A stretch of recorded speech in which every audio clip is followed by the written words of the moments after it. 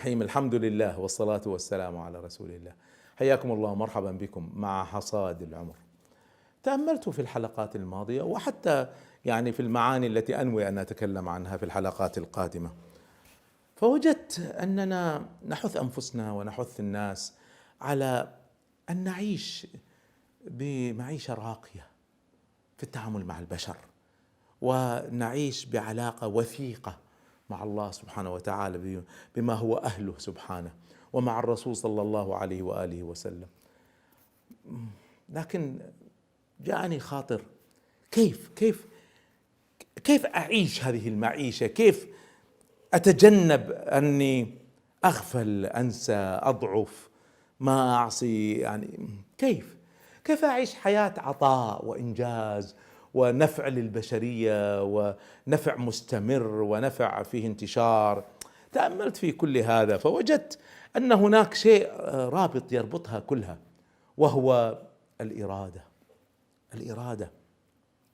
أنا وغيري من الأساتذة الكرام نستطيع أن ننشر معاني كثيرة وندرس وندرب على مهارات كثيرة، لكن أنا ما أستطيع أعطيك يا ابني، أعطيك يا بنتي الإرادة. ما حتى أبوك وأمك ما حد يستطيع يعطيك الإرادة. الإرادة لا تمنح، ما يمكن أحد يعطيكم الإرادة إلا الله سبحانه وتعالى. ففي القدرات البشرية الإرادة تنبع من داخلنا تنبع الإرادة. الذي يصلي الصلاة في وقتها عنده إرادة أنه يحافظ عليها، والذي يصلي النوافل ولا قيام الليل ولا يختم القرآن عنده إرادة على الالتزام بهذه الأمور. طيب الذي لا يفعل ذلك إرادته ضعيفة.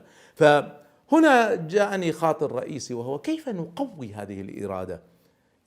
صحيح الإرادة من داخلنا، لكن هل هناك أدوات، طرق لتقويتها؟ الجواب نعم، هناك أدوات وطرق لتقويتها، وهذه أهم ما في هذه الخاطرة القصيرة، فسأشير لها إشارات سريعة جدا.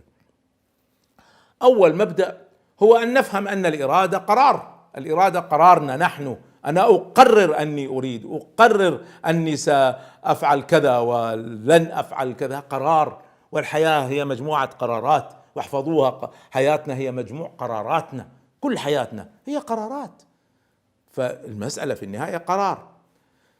أمر ثاني رئيسي وهو المبادرة حدثتكم عنها سابقا، لكن أشير إلى معنى، وهو أن عندما أريد أن أفعل شيء فيه خير ما أتردد، أستعجل. أقول لكم معنى من اللي تعلمتها من أحد مشايخي وأنا صغير.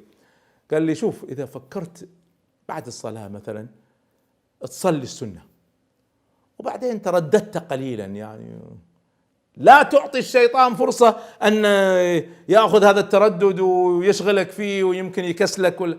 قوم فورا كبر. وأنا أفعل هذا أحيانا، فلما أكبر خلاص انقطعت هذه الوسوسة، وصار خلاص صليت، ما في مجال. فهذا معنى آخر ومعنى مهم. فإذا المبادرة تقطع التردد وبالتالي تعطي إرادة. أيضا من الأشياء الجميلة جدا التي تعطي الإرادة هو تحديد مواعيد نهائية للأعمال. أنا أريد أكتب كتاب، ما أخليها مفتوحة كذا، أقول لا والله الكتاب هذا سينتهي في شهر كذا، في سنة كذا. أو عندي مشروع فأحدد له موعد نهائي، يسموها ديدلاينز، مواعيد نهائية للأعمال. لا شك أن المواعيد النهائية تصنع تغيير، تصنع إرادة. في مثل غربي يقول: Thanks God for deadlines, without them nothing will happen. الحمد لله على وجود مواعيد نهائية، بدونها ما في شيء سينتهي. الواحد يسوف، يتأخر. أيضا من المعاني التي تقوي الإرادة بشكل واضح وجود خطة للإنسان وخطة للحياة، وبالتالي إنسان عنده مشاريع كثيرة وليس إنسان عايش سبهللة كما يقولون. ولا شك أن من الأشياء التي تقوي الإرادة تقويها بشكل كبير مصاحبة أهل الهمم. لا يا ابني، يا بنتي، لا يصير أصحابكم تافهين، حاشاكم، يشغلوكم بتوافه الأمور. خلوا أصحابكم من أصحاب التميز، أصحاب العطاء، أصحاب الإنجاز، أصحاب الهمة العالية. هكذا تصنع الإرادة. فهذه بعض المسائل التي تعين على الإرادة. وفقكم الله تعالى في الدنيا والآخرة. السلام عليكم ورحمة الله.